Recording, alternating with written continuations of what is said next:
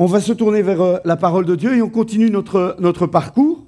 Vous savez qu'on est en train de... Vous avez vu la petite vidéo. Je ne sais pas si vous avez vu la vidéo. Vous n'avez pas vu la vidéo. Vous avez, à mon avis, regardé autre chose.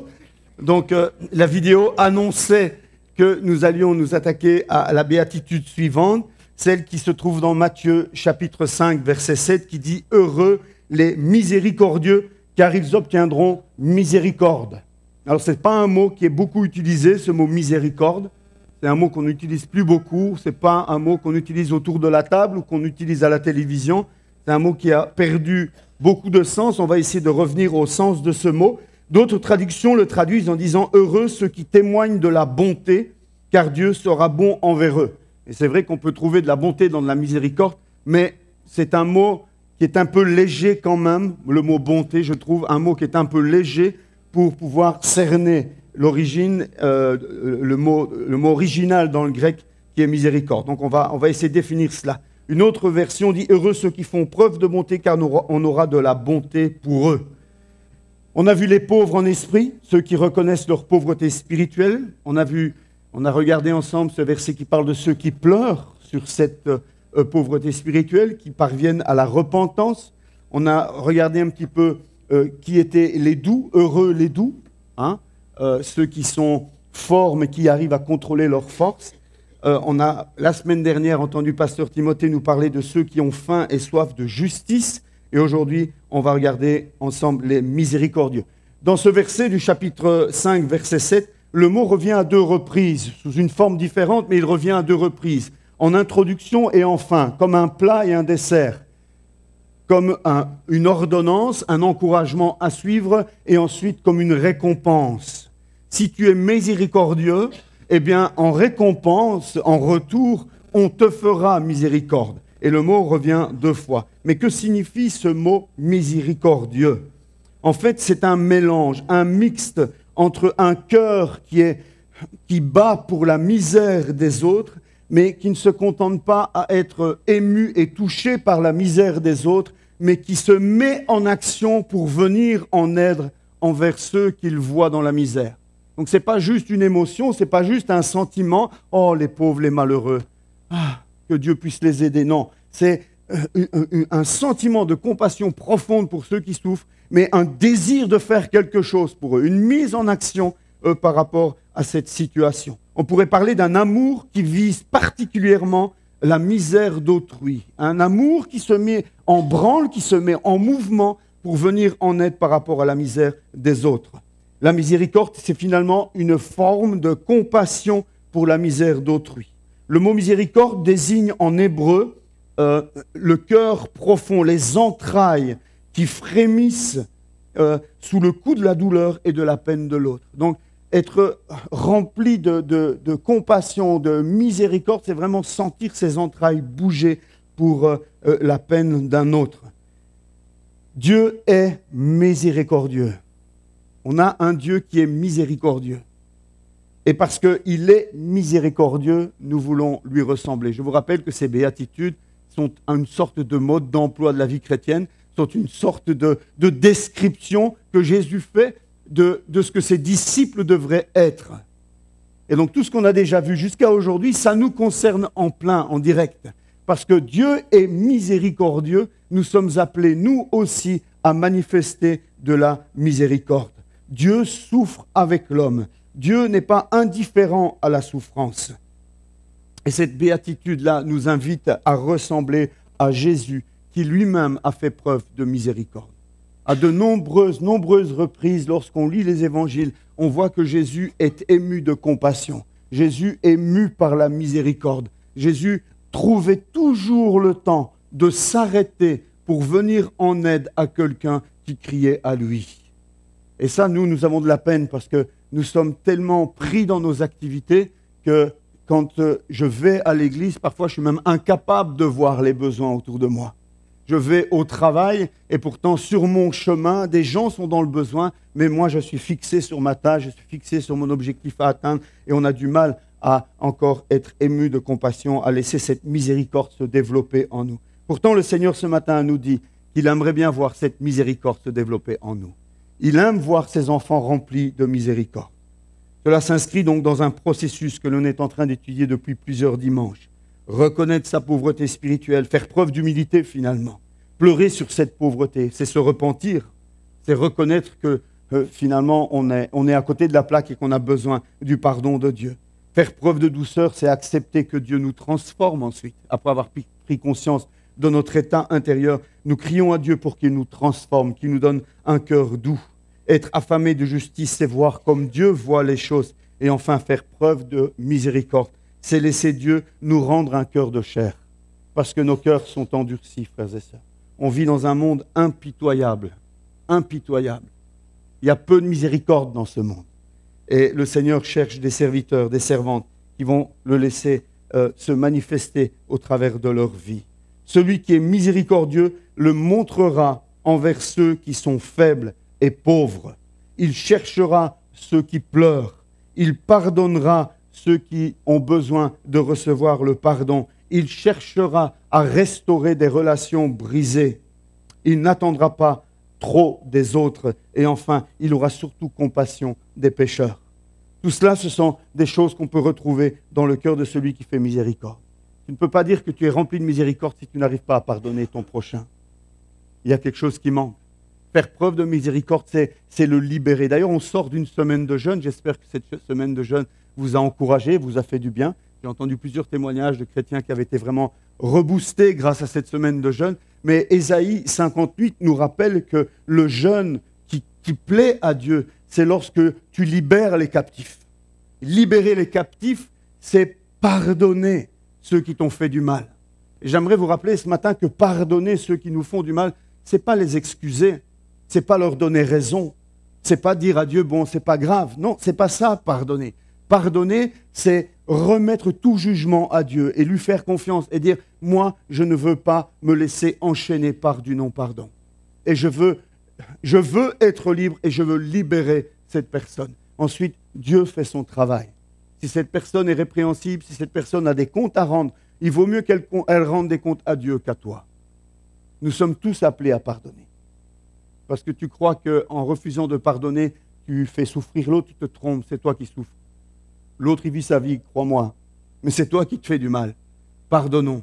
Comme Christ a pardonné sur la croix ses ennemis, nous sommes appelés à pardonner. On vit dans un monde sans pitié. Et nous pourrions, nous aussi, ou nous pouvons nous aussi être sans pitié. Nous pouvons nous aussi devenir impitoyables si nous oublions la mission qui est la nôtre. Dieu nous a donné une mission. Jean-Pierre nous a rappelé qu'il nous a sauvés pour être en communion avec lui. Mais il nous a aussi sauvés pour des œuvres bonnes que Dieu a préparées d'avance. Dieu nous a aussi sauvés pour que nous puissions faire quelque chose d'utile de notre vie. Dieu nous a aussi sauvés pour que nous puissions le représenter sur cette terre. En fait, nous sommes ses ambassadeurs. Notre mission, c'est d'être ambassadeurs pour Christ, ambassadeurs de Christ. C'est-à-dire être des porteurs de sa parole, être porteurs de son autorité, être porteurs de qui il est et le représenter dignement partout où nous allons. Être ambassadeur de Christ, c'est laisser sa lumière briller en nous pour que le monde voie la lumière de Christ au travers de nos yeux, au travers de nos actes, au travers de nos mains. Nous sommes ses mains, nous sommes les mains de Jésus, nous sommes la bouche de Jésus, nous sommes les pieds de Jésus. Jésus choisit de œuvrer, de continuer à se révéler, de continuer à manifester sa miséricorde au travers de nous. Il veut le faire au travers de nous. Et nous devons vraiment prendre conscience de cela ce matin à nouveau. Christ a besoin de toi. Il aurait pu se passer de toi, mais il a choisi d'avoir besoin de toi. Il a choisi de se servir de toi pour être son ambassadeur dans ce monde, pour le représenter dans ce monde, pour que d'autres puissent venir, comme nous l'avons fait, venir sous son aile, être réconciliés avec lui et marcher avec lui. Être ambassadeur de Christ, c'est annoncer la bonne nouvelle du salut en Jésus. Alors, quel type de compassion, quel type de miséricorde devons-nous manifester? Celle qui nous vient la première à l'esprit, c'est aller vers les pauvres, aider les démunis, etc. Et c'est vrai, on va revenir dessus. Mais moi, j'aimerais d'abord insister sur une miséricorde beaucoup plus importante, beaucoup plus grande, que l'on a tendance à oublier facilement. La plus grande miséricorde que nous devons avoir, c'est celle envers les âmes et les âmes perdues. Je suis parfois étonné, j'ai rencontré l'autre fois quelqu'un qui me disait « Plus je connais les hommes, plus j'aime les animaux ». On entend parfois cela. Et je me disais, bah oui, je peux comprendre ce que ce monsieur non-chrétien me dit, mais en tant que chrétien, ça ne peut pas être cela, je ne peux pas accepter cela. Je ne peux pas me mettre à aimer plus les animaux que les hommes. Et quand je vois ici qu'on ouvre des cabinets de psychologues pour chiens et chats, ça m'inquiète quand même un peu sur l'état de décadence de notre société. J'oserais même pas raconter ça à mes frères togolais lorsque je suis en visite là-bas. Vous imaginez si j'allais là-bas en leur disant, vous savez que en Belgique, il y a autant de médecins pour les animaux que pour les hommes. Vous savez que ça coûte plus cher de faire soigner son chien que de faire soigner un homme. Vous savez qu'en Belgique, il y a maintenant des cabinets où on peut faire une psychothérapie pour son animal de compagnie. Je crois qu'il me regarderait en me disant, mais qu'est-ce qui se passe là-bas? Il y a un souci ou quoi? Aujourd'hui, on est prêt à beaucoup de choses pour son chien, son chat, son canari, son poisson rouge. Mais pour son voisin qui crève à côté, nous sommes endurcis, frères et sœurs. On vit dans un monde impitoyable, un monde endurci. Et Romains, chapitre 1, verset 31, nous annonçait cela. Paul annonçait que dans les derniers temps, les hommes seront impitoyables, sans pitié. Sans pitié. Et on vit cela. On est tellement abreuvé d'images catastrophes, de choses dures, que nous nous sommes endurcis. Et qu'on peut voir parfois les pires choses en étant complètement imperméables à ce qu'on nous montre. On a reçu, nous nous sommes adaptés à la souffrance qu'on nous montre et nous sommes capables maintenant de rapidement zapper et passer à autre chose pour surtout pas se laisser toucher par la souffrance que l'on voit. Je pense que si Jésus était là aujourd'hui, il ne zapperait pas. Jésus, peut-être qu'il irait dans les cabinets vétérinaires chasser les hommes des cabinets vétérinaires en disant « mais allez vous occuper des hommes ». Non, je ne sais pas, je ne pense pas qu'il ferait cela. Mais quelque part, ça doit nous interpeller quand même. Et ne pas perdre de vue qu'une âme humaine, ça n'a pas de prix. C'est sans prix l'âme d'un homme, l'âme d'une femme. Et vraiment, c'est important de le réaliser. Quelqu'un disait, l'âme de l'homme, l'âme de la femme, c'est comme un diamant posé sur un anneau d'argile. Ouais, une bague en argile, toute fragile, sans valeur, avec un diamant serti, un superbe diamant serti dans l'anneau d'argile. Ce qui a de la valeur, ce n'est pas l'anneau, c'est le diamant. L'âme est un diamant serti sur un anneau d'argile. Et nous dépensons des fortunes à préserver l'anneau, à veiller à ce que l'anneau se porte bien. Et lorsque nous voyons un anneau brisé quelque part, ça nous fend le cœur. Parfois étonné d'entendre des frères et des sœurs être plus émus par la maladie d'un frère ou d'une sœur que par le fait qu'il n'est pas sauvé. Vous n'avez jamais pensé à ça? Souvent, quand on m'annonce le décès de quelqu'un, ma première question c'est, est-ce qu'il était au Seigneur? Parce que s'il était au Seigneur, j'aborde le décès d'une manière différente. Parce que s'il n'était pas au Seigneur et qu'il est décédé, alors là, il y a de quoi se lamenter, là, il y a de quoi pleurer, là, il y a de quoi trembler. Mais s'il était au Seigneur, l'anneau vient de se briser, mais je sais où est le diamant. Je sais où est le diamant. Le diamant a été transporté, téléporté, je ne sais pas ce qu'on peut dire, pour être placé sur un anneau éternel, un anneau qui va durer pour l'éternité. On pleure sur des anneaux malades, on pleure sur des anneaux perdus, on pleure sur des anneaux cassés, mais on pleure trop rarement sur les diamants qui se perdent. Avoir de la miséricorde pour les âmes, c'est prendre conscience que nous sommes tous avec un diamant à l'intérieur de nous. Christ est venu pour nous sauver corps et âme, c'est sûr, c'est vrai. Mais il est venu sauver notre âme. Notre âme est éternelle. L'âme est éternelle. Lorsque un enfant naît, il naît avec un corps et une âme. Mais son âme est éternelle.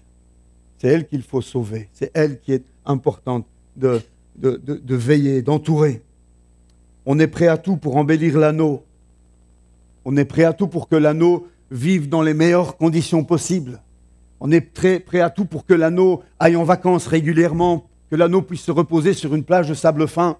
On est prêt à tout pour que l'anneau roule dans une belle voiture. On est prêt à passer des heures, à faire des heures sup, à se saigner, à sacrifier même son couple, sa famille, pour que l'anneau évolue dans les meilleures circonstances possibles. Et qu'est-ce qu'on fait avec le diamant ? On s'en fiche. On passe à côté de l'objectif principal. Ce qui compte, ce n'est pas l'anneau, c'est le diamant. C'est le diamant, frères et sœurs. Saint Augustin disait, « Si je pleure pour ce corps duquel l'âme est partie, que ferais-je alors pour cette âme de laquelle Dieu est parti ?» Ne redoutez pas ceux qui tuent le corps, mais qui ne peuvent pas tuer l'âme, dit Matthieu 10, 28. Jésus dans Matthieu 10, 28. Redoutez plutôt celui qui peut faire périr l'âme et le corps en enfer. Dans Exode 23, verset 5, il était invité à tout homme de décharger l'âne de son ennemi. S'il voyait son âne crouler sous un poids énorme, eh bien, la loi exigeait que même si c'était ton ennemi, tu devais intervenir pour venir soulager cet âne. Est-ce que nous ne devrions pas, nous aussi, soulager d'un poids écrasant, énorme, ceux qui n'ont pas encore rencontré Christ et qui sont en train de crouler sous le poids d'une âme qui n'est pas réconciliée avec Dieu? Je pense que c'est notre devoir. On peut exprimer de la miséricorde en ayant compassion de ces personnes. La compassion pour les perdus. C'est quelque chose qui nous manque. C'est vraiment quelque chose qui nous manque. Moi en premier, je me mets avec vous dans le lot. On est content d'avoir rencontré Jésus, on est content pour notre salut. Mais est-ce que vraiment nous sommes en tension quelque part pour ceux qui se perdent autour de nous? On se soucie plus de leur santé, on est plus prompt à être touché par des situations difficiles de leur santé ou de leur vie quotidienne que de l'état de leur âme. Moi, je crois que le Seigneur, lorsqu'il regarde ces personnes dans le monde qui sont en train de mourir spirituellement, je pense que le Seigneur voit d'abord leur âme. D'abord leur âme. Mais nous, on vit dans une société où l'âme, on l'a mis de côté et tout ce qui compte, c'est le corps, l'enveloppe extérieure. Et on se laisse atteindre par cela. On se laisse parfois atteindre par cela dans nos raisonnements, dans notre manière de vivre. Par rapport à différents sujets d'actualité, faisons attention, faisons attention. Si Dieu me demandait à choisir entre souffrir dans mon corps ou sauver mon âme, qu'est-ce qu'il faudrait choisir? L'âme. D'accord? Et donc, ça nous fait réfléchir à des situations de la vie quotidienne. Mes frères et sœurs, si quelqu'un parmi vous s'est égaré loin de la vérité et qu'un autre l'y ramène, sachez que celui qui ramènera un pécheur de la voie où il s'était égaré sauvera une âme de la mort et couvrira une foule de péchés. La Bible insiste clairement sur cette notion de veiller sur les âmes et de veiller à ce que le moins d'âmes possible partent en enfer. Et Christ veut se servir de toi. Il veut se servir de nous. Mais si j'ai plus de compassion pour la santé de mon voisin que pour sa vie spirituelle, comment pourrais-je le convaincre? Comment pourrais-je manifester un réel intérêt pour son salut? Parfois, des gens nous agacent, parfois des voisins de palier nous ennuient. On n'a aucune considération pour eux. Ça ne peut pas être comme cela au milieu de nous. Nous ne pouvons pas être indifférents à ceux qui meurent spirituellement autour de nous. C'est notre devoir de prier pour eux. C'est notre devoir de leur parler avec amour, c'est notre devoir de donner un bon témoignage à ces personnes, parce que sinon, ils vont mourir pour l'éternité. À moins que vous ne croyiez pas en cela. Parce que parfois, dans notre comportement, on pourrait même se demander si, est-ce que nous croyons vraiment dans le salut? Est-ce que nous croyons vraiment que notre âme sera sauvée et que nous passerons l'éternité avec Dieu? Parce que si nous le croyons vraiment, si nous croyons vraiment que l'enfer existe, si nous croyons vraiment que certains partiront en enfer et d'autres iront au paradis, comment ça se fait qu'on s'intéresse si peu au salut de notre prochain? Notre mission, c'est d'annoncer la bonne nouvelle du salut en Jésus-Christ. Et ce n'est pas seulement une fois le vendredi par mois. Vous savez ce qu'on fait le vendredi avec vous en sortant une fois par mois? C'est juste pour essayer de vous donner le goût, c'est juste pour essayer de vous donner un peu d'encouragement, c'est juste pour vous donner une méthode, pour essayer de vous sortir un petit peu de votre vie taiseuse, cachée. Nous ne sommes pas appelés à être cachés. Notre lumière n'est pas appelée à être mise sous une cloche. Nous sommes appelés à sortir et à briller. Mais sortir, ce n'est pas juste le vendredi. Sortir, c'est tous les jours. À l'école, à l'université, sur mon lieu de travail, à la maison, dans ma rue, au magasin. Le Seigneur nous donne des occasions de témoigner et bien souvent, nous fermons la bouche et nous passons à côté.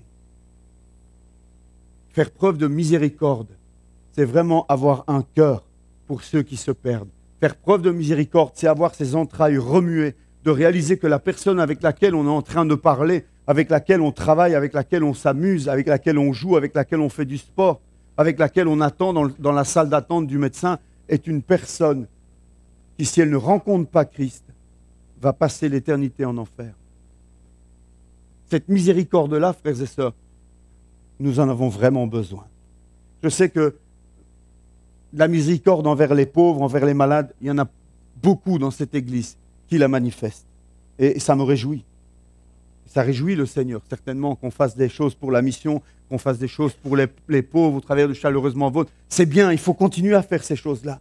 Mais si ces actions-là, si ces œuvres-là ne sont pas motivées d'abord par une miséricorde par rapport aux âmes qui se perdent, j'ai bien peur que nous passions à côté de l'essentiel. Partir en mission pour construire un puits, faire un forage, donner de l'eau potable à un village, construire une école, c'est une très bonne chose, c'est extraordinaire. Ces gens-là vous seront reconnaissants, etc. Mais n'oublions pas que nous faisons cela dans l'objectif de pouvoir leur présenter Christ, pouvoir leur dire, si nous faisons cela, c'est parce que nous avons un message à vous annoncer. Jésus est venu pour vous sauver. Tout ce que nous faisons doit être motivé par un souci pour ceux qui se perdent. C'est vraiment important de réaliser cela et de le mettre en pratique. Ensuite, évidemment, la miséricorde envers ceux qui sont dans le besoin, c'est obligatoire. Je pense qu'on ne peut pas être rempli de miséricorde pour ceux qui se perdent et en même temps ne pas se soucier de leur quotidien. L'armée du salut avait bien compris cela avec leurs 3 S.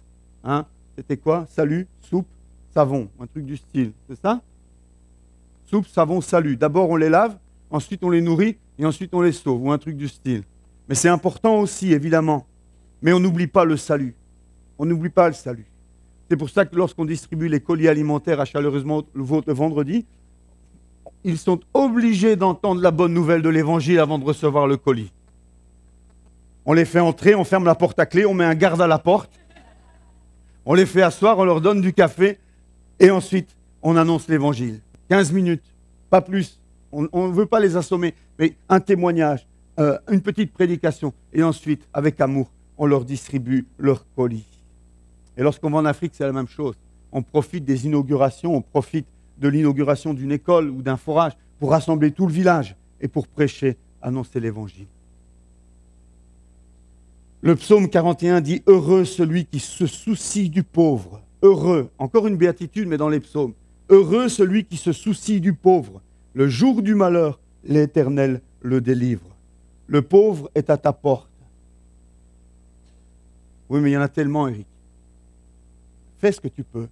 Ne te décharge pas en te disant « il y en a trop, donc je ne fais rien ». C'est trop souvent ce qui se passe dans nos cœurs. Oui, mais il y en a trop, alors je ne fais pas. Non. Oui, mais il y en a plein qui font semblant. Ça, c'est leur problème.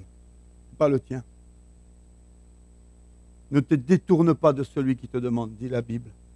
Le pauvre est à ta porte. Peut-être qu'il est à ta porte pour que tu puisses manifester la miséricorde. Imaginez si on vivait dans un monde où tout le monde était riche. Nous n'aurions jamais l'occasion de pouvoir manifester de la miséricorde. Et nous avons un Dieu miséricordieux. Alors je ne vais pas dire que Dieu permet la souffrance parce que ça l'amuse de pouvoir faire de la miséricorde, mais quelque part s'il y a de la souffrance, nous n'avons pas les explications à tout. Un jour nous comprendrons. Mais ce qui est certain, que je peux vous dire, c'est que s'il y a de la souffrance autour de nous, c'est parce que Dieu veut qu'on puisse aller vers ces personnes et leur venir en aide. Si tous étaient riches, il n'y aurait plus aucune place pour la miséricorde. Souvenez-vous de l'histoire de l'homme riche et de Lazare. Certains disent que c'est une parabole, d'autres disent que c'est une histoire, parce qu'on nomme la personne de Lazare, mais peu importe.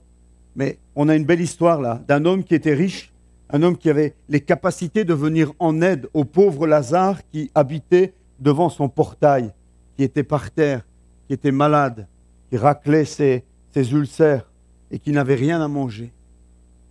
Et puis ils meurent tous les deux. Vous connaissez la suite de l'histoire. Qu'est-ce qu'on reproche à l'homme? Mais quelque part, d'avoir joui de ses richesses et de ne pas avoir vu ce pauvre qui était à sa porte. Frères et sœurs, parfois je crois qu'on doit revoir nos budgets. Je pense qu'en tant que chrétien, par moment, il est bon de s'asseoir et de revoir nos budgets. Parce que si Dieu est Seigneur dans nos vies, il est alors aussi Seigneur de nos budgets. Et parfois, le Seigneur peut peut-être, si on le laisse faire, mettre le doigt sur quelque chose. Et si au lieu d'aller au restaurant cette fois-ci, utilisez plutôt cet argent pour aller te promener en centre-ville et inviter quelques sans-abri à venir manger un hamburger avec toi? Je ne sais pas. Est-ce qu'on est prêt à ce que Dieu nous dise des choses aussi folles que celles-là? Par exemple, c'est des choses folles. Hein. Mais moi, j'aimerais entendre des témoignages comme ça. Je crois que le Seigneur cherche des personnes au travers de qui il va pouvoir exercer sa miséricorde. Dans Proverbe, on lit 2 proverbes, un qui dit « Celui qui accorde une faveur aux pauvres », celui qui accorde une faveur aux pauvres, vous savez, à qui il prête? À l'Éternel. C'est beau ce verset. Celui qui accorde une faveur aux pauvres prête à l'Éternel, qui lui rendra son bienfait. Alors on ne le fait pas pour recevoir un retour. C'est le Proverbe 19, verset 17. Mais on le fait parce que nous voulons plaire à Dieu. Proverbe 22, 9 dit « L'homme au regard bienveillant sera béni parce qu'il donne de son pain aux plus faibles. » Et il y en a plein des versets comme ça dans la Bible qui nous encouragent à avoir un cœur pour les pauvres, à avoir un cœur pour ceux qui sont dans le besoin, pour ceux qui souffrent. Jésus est allé vers ceux qui souffrent. Jésus a dit « Je ne suis pas venu pour les bien portants, je suis venu pour ceux qui souffrent. » Et aujourd'hui, Jésus dit la même chose au travers de nous. Ne cherchons pas à sauver que des gens qui sont bien portants et qui sont riches. Il y a des églises qui se spécialisent pour toucher les riches. C'est plus intéressant. Économiquement, c'est certainement plus intéressant. Mais je crois que Dieu bénit aussi une église qui va vers les pauvres et qui va vers ceux qui sont démunis. Dieu pourvoit. Dieu pourvoira toujours. Dieu nous rendra toujours. Et on pourra toujours faire plus avec l'aide de Dieu. Pour chaque euro investi, Dieu nous rendra pour pouvoir investir davantage. Bien-aimés, laissons la compassion de Dieu, laissons sa miséricorde nous envahir. Laissons-la nous remplir tout à nouveau. Demandons au Seigneur de nous rendre des cœurs de chair. Là où mon cœur est endurci par rapport à certaines souffrances, par rapport à certaines difficultés, on entend toutes sortes de discours par rapport aux émigrés. Fais attention que ton cœur ne soit pas endurci. On nous donne toutes sortes de raisons pour les refouler. On entend toutes sortes de discours pour être dur avec eux. Mais faisons attention. Je ne suis pas toujours convaincu que c'est le discours que Dieu tiendrait. La Bible nous encourage à accueillir l'immigré, l'étranger. La Bible nous encourage à le faire. Soyons attentifs à ne pas nous laisser polluer par certains discours politiques, par certains discours de certains groupuscules politiques qui circulent et qui passent au-dessus de la voix des autres. Je ne suis pas convaincu, moi, en tant que pasteur, que c'est ce genre de pensée que je dois laisser dans mon cœur. Je ne crois pas. même si ça soulève des questions, même si je n'ai pas réponse à tout, mais comment est-ce qu'on pourrait faire? On ne peut pas accueillir toute la misère du monde quand même. On entend parfois cela. Je ne sais pas. Je ne sais pas si c'est vrai. Je me demande si, justement, il n'est peut-être pas temps qu'on rende à ceux chez qui on a été chercher beaucoup. Vous voyez de quoi je parle? On a beaucoup de richesses, croyez-moi, on a beaucoup de richesses. On a beaucoup de choses à donner, on a beaucoup de choses à partager. Pose-toi parfois la question, moi je me pose cette question et parfois je me dis, mais pourquoi je suis né en Belgique et pas au Soudan? Pourquoi je suis né en Belgique et pas au Togo, au milieu d'un village pauvre? Pourquoi moi j'ai eu le droit d'avoir une éducation? Pourquoi est-ce que moi j'ai eu à manger à ma faim? Pourquoi moi je vis là où je vis? Et pourquoi telle personne est née dans la pauvreté, dans la misère? Je n'ai pas la réponse à toute cette question, mais une réponse que je peux donner, c'est pour lui venir en aide. Si moi j'ai reçu beaucoup, ce n'est pas pour le garder pour moi, c'est pour pouvoir le partager avec ceux qui ont moins. Regardons les perdus et regardons les pauvres et les malheureux comme Dieu les voit. Si tu veux être un vrai disciple de Jésus, si tu veux ressembler à Christ, il te faut voir avec les yeux de Christ. Jésus a nourri des foules. Il était ému de voir ces foules affamées. Jésus les a nourris. Il a fait des miracles pour les nourrir. Jésus a vu des gens malades, il les a guéris. Il n'est jamais resté insensible à une personne qui s'est approchée de lui. Jamais il a refoulé une personne en lui disant « Non, toi, je ne te guéris pas ». Toute personne qu'on lit dans les évangiles qui s'est approchée de Christ pour recevoir la guérison, il a reçu la guérison. Si tu attends de la compassion de la part des autres, si tu attends de la miséricorde de la part des autres, si tu attends de la compassion de la part de Dieu, si tu attends de la miséricorde de la part de Dieu, commence par toi faire preuve de compassion et de miséricorde envers ton prochain. Et tu recevras aussi. Parfois on se demande pourquoi Dieu a été si miséricordieux avec David. Vous savez, le grand roi David, un homme selon le cœur de Dieu. Pourquoi est-ce que Dieu a montré autant de miséricorde envers David alors que, bon, c'est un roi qui a fait des bonnes choses, mais on sait aussi que c'est un roi qui a fait des choses pas terribles. Hein. Pas terribles, hein, quand on voit qu'il ziote la femme d'un autre, qu'il la prend, qu'ensuite il fait disparaître son mari, il essaye de camoufler le bazar. C'est passible de prison, ça. Hein. C'est grave. Quand on voit comment David a géré sa famille, on ne peut pas dire que David était un bon papa. David n'a pas su gérer ses enfants, il n'a pas su gérer sa famille. Il y a eu des conflits entre ses frères, ses sœurs, ses demi-frères, il y a eu des jalousies, il y a eu des meurtres. Il est responsable quelque part de tout cela parce qu'il n'a pas su gérer. Et pourtant, Dieu dit, c'est un homme selon mon cœur. Une des raisons de cela, c'est que David a fait preuve de miséricorde envers Saül.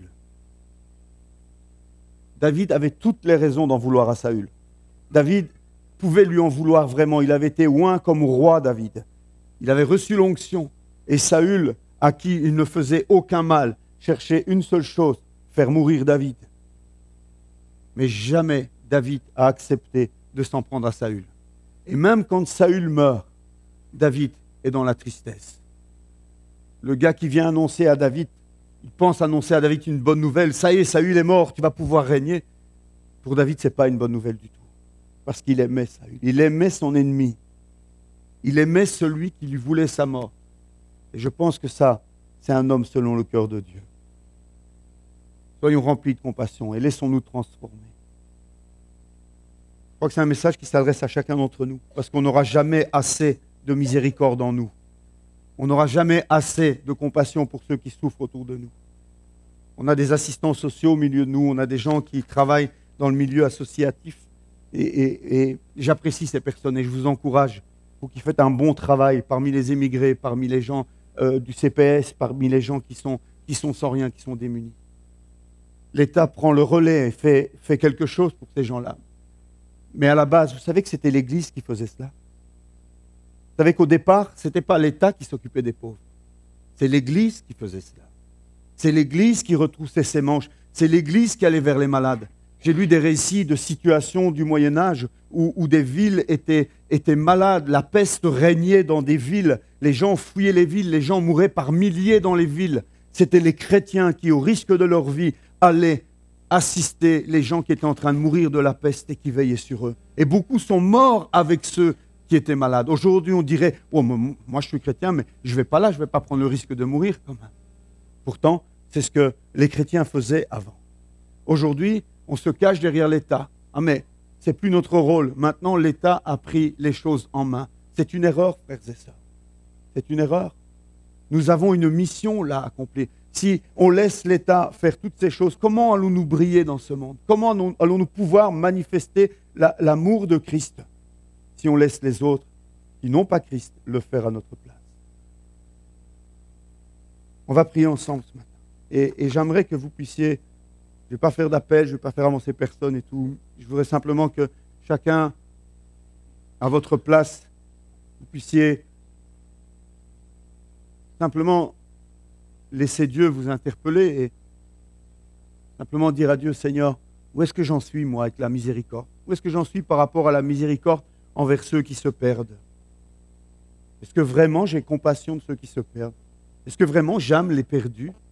Ou finalement non, j'aime moi, j'aime ma femme, mes enfants, ça me suffit? Est-ce que tu es prêt à ce que Dieu élargisse ton cœur aujourd'hui? Est-ce que tu es prêt à dire à Dieu, Seigneur, je suis prêt à recevoir un fardeau pour les perdus? Je t'ouvre mon cœur pour que tu me donnes un fardeau pour les perdus. Je veux, Seigneur, les voir comme tu les vois. Je veux réaliser que devant moi, ce n'est pas juste un amas de cellules, des os assemblés par des ligaments et une peau et des beaux vêtements et un sourire. Je veux voir au-delà de cela une âme, un diamant précieux. Est-ce que tu es prêt à ce que Dieu élargisse les cordages de ta tente, élargir ton cœur pour qu'il y ait un peu plus de place pour l'autre? Si c'est ton cas, bien simplement dans ton cœur ce matin, tu peux répondre, tu peux dire Seigneur, oui, je me laisse toucher par ta parole ce matin. Je crois qu'effectivement, dans mon cœur, il y a beaucoup de place pour moi, mais il n'y en a pas beaucoup pour les autres. Et ça, ce n'est pas toi, Jésus. Parce que dans le cœur de Jésus, il y avait peu de place pour lui, et il y avait beaucoup de place pour toi et ton prochain. Et en mourant sur la croix, il l'a prouvé. Il s'est donné lui-même pour toi. Et aujourd'hui, nous sommes appelés à nous donner pour les autres. Nous sommes appelés à lui ressembler et à nous donner pour les autres. Arrêtez de vivre comme ce monde vit en égoïste. Juste pour moi, juste pour mon bien personnel. En tant que chrétien, je dois avoir un cœur pour les autres. Et j'ai besoin de l'aide de Christ. Je ne peux pas y arriver par moi-même. Ce n'est possible que si je laisse Christ grandir en moi, si je laisse son amour me remplir, si je le laisse transformer, me laisse aller dans un renouvellement de l'intelligence, pour utiliser les termes de Romains. Nous sommes nombreux à en avoir besoin. Seigneur, merci de venir toucher nos cœurs ce matin, nos cœurs malades, nos cœurs blasés, nos cœurs endurcis, nos cœurs qui sont devenus insensibles à la douleur, à la souffrance d'autrui. Seigneur, ce matin, nous te donnons nos cœurs. Te donnons nos cœurs, Seigneur, pour que tu puisses guérir nos cœurs, que tu puisses transformer nos cœurs, que tu puisses élargir nos cœurs, Seigneur. Jésus, nous soyons tes vrais disciples, que nous puissions manifester de la miséricorde, de l'amour, de la compassion pour ceux qui sont autour de nous, qui sont dans la souffrance morale, physique, mais surtout spirituelle aussi, Seigneur. Je prie pour notre communauté, Seigneur. Et je te demande de bénir cette église et de visiter cette église d'Anderlecht. Je te demande de venir à notre secours, Seigneur, ce matin, afin que, Seigneur, nous puissions vraiment progresser dans ce domaine-là de nos vies. Nous voulons manifester de la miséricorde, Seigneur. Mais nous ne savons pas trop ce que c'est. Nous ne savons plus ce que c'est. Nous avons besoin de la redécouvrir et nous prions à toi pour cela ce matin. Viens, Jésus, change mon cœur. Change nos cœurs, Seigneur, ce matin. Et remplis-nous de cette miséricorde pour ceux qui sont autour de nous. Donne-nous de les voir avec tes yeux, Seigneur. Te bénissons pour l'action de ton Saint-Esprit dans nos vies ce matin. Je crois que tu es là, Seigneur, et je crois que tu fais quelque chose. Je crois que tu fais quelque chose. Dans le nom de Jésus. Amen. Merci, Seigneur.